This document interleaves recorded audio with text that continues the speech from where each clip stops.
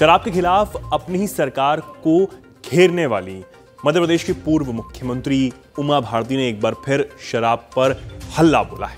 जी हां, उन्होंने कहा है कि अगर उनकी बताई हुई जो स्कीम है अगर वो लागू की जाती है प्रदेश में तो 2003 वाली जीत एक बार फिर दोहराई जा सकती है।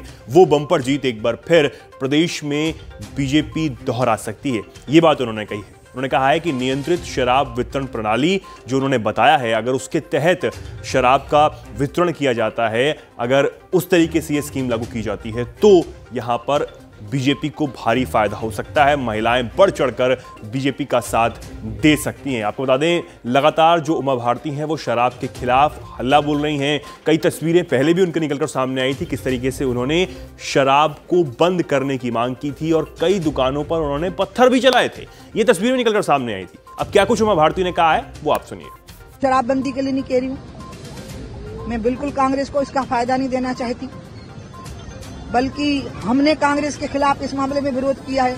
हमने उत्खनन और शराब नीति का खुल करके विरोध किया है। जब हम अभी कुछ दिनों पहले विपक्ष में थे, सत्ता पक्ष में आकर के अचानक हमें वो बातें भूल सी गई हैं। अब हमें वो बातें याद करनी पड़ेगी और इसलिए मुझे विश्वास है कि अगर मेरे कहने पर नियंत्रित शराब वितरण प्रणाली लागू हो गई तो मध्य प्रदेश में 2003 का रिकॉर्ड रिपीट हो जाएगा।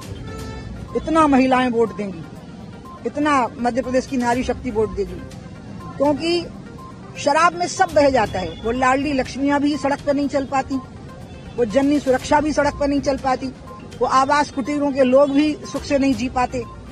सारी योजनाएं शराब में बह जाती हैं, ध्वस्त हो जाती हैं। इसलिए एक स्वस्थ समाज का निर्माण करना पड़ेगा और नियंत्रित शराब वितरण प्रणाली में मध्य प्रदेश ही मॉडल स्टेट बन सकता है। तो दूसरे जो मध्य प्रदेश से संचालित सरकारें हैं, वो तो क्या, जो मध्य प्रदेश से संचालित नहीं है उन सरकारों ने भी, जो भाजपा से संचालित नहीं उन सरकारों ने भी हमारी सरकार की कई चीजों की कॉपी की है। तो वो शराब वितरण प्रणाली पे भी हमारी कॉपी करेंगी। हमने दिल्ली में इसका विरोध किया है, इस प्रकार की वितरण प्रणाली का। हमने छत्तीसगढ़ में विरोध किया है। तो हम दो मुंह तो नहीं रख सकते ना, एक ही मुंह होगा हमारा। वही मुंह छत्तीसगढ़ में होगा, वही मुंह दिल्ली में होगा, वही मुंह मध्य प्रदेश में होगा। मैं अभी बिल्कुल भयभीत नहीं हूँ, मैं बिल्कुल आशंकित नहीं हूँ, मेरा भरोसा बिल्कुल टूटा नहीं है। मेरी शिवराज जी की जो बातचीत हुई वो बहुत सम्मान और आनंद और बहुत ही रिलैक्स माइंड में हुई है। मुझे पूरा का पूरा यकीन है, लेकिन फिर भी क्या करूं, मेरा दिल ही ऐसा है कि मैं थोड़ा सा आशंकित सी हो गई हूं। इसलिए मैं यहाँ हनुमान जी और दुर्गा जी की शरण में आकर के बैठ गई।